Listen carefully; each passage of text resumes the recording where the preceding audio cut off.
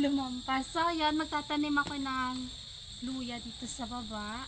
So, may dala akong luya. Ayan, ito nga pala yung santol binigay sa akin ng tiyahin ko. Ayan, thank you sa aking tiyahin. Ayan, mamaya to ay talagang titirahin ko na. So, ito yung luya na tira nung itinanim ko doon sa bukid. So, magtatanim ako dito banda sa baba, dito sa looban. Tapos, apat na piraso lang. Pero okay na to. Sa susunod, dagdagan ko na lang ulit dito. Ayan. Tapos, subungkal-bungkal lang tayo dito. Ayan. So, panggamit-gamit lang sa bahay. So, mas maganda din kasi na may mga tanim-tanim din.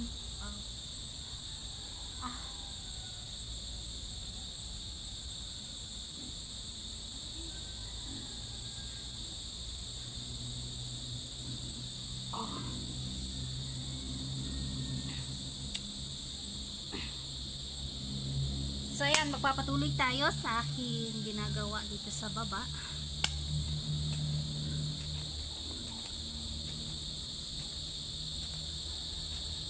So, kapag nakapunta ako ng bayan pag market day, so bibili ako ng maraming luya. Para mas maganda dito yung luya.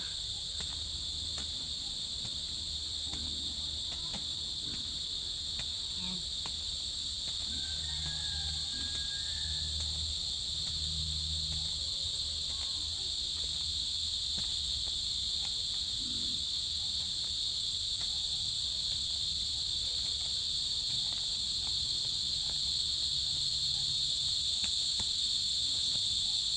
Ang alam ko, ang luya hindi ganun ka-sensitive kahit saan lang yata tumutubo.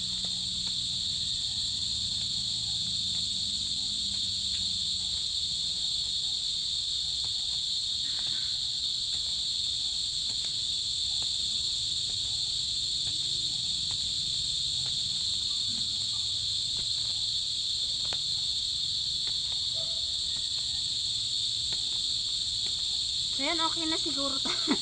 Parang pabilog yung ano ka. Tapos dito yan. Yan. Hindi ko alam kung gaano ba dapat kalalim yung pagtanim ng luya. Basta yun na yan. Panggamit lang sa bahay. Yan.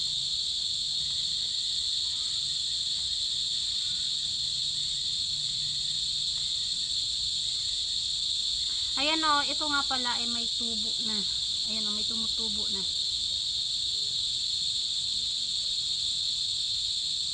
So, yan. Tapos, ang alam ko, tatakpan ng yung dahon ng nyog. So, wait, kuha tayo.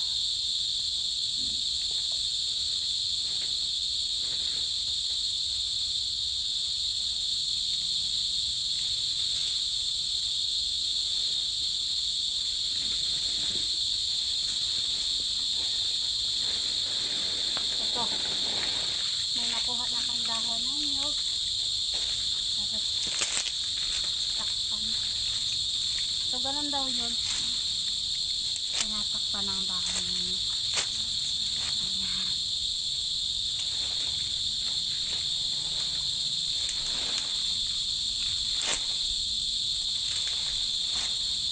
So, yun. Okay na siguro to. Yan. Para hindi masyadong mainitan.